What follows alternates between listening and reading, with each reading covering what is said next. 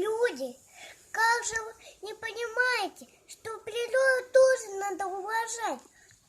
Она же тоже живая, как мы. Деревья, все зеленые, дают нам воздух. А вы что, даете ей только зло? Что, хотите, чтобы больше ничего не осталось в природе? Она же нам дает добро. А вы зачем ей губите?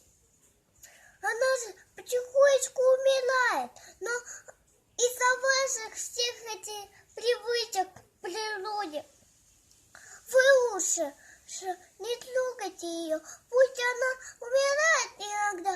Это ее жизнь, это ее срок, когда ей надо умирать. Это не забудьте вы никогда.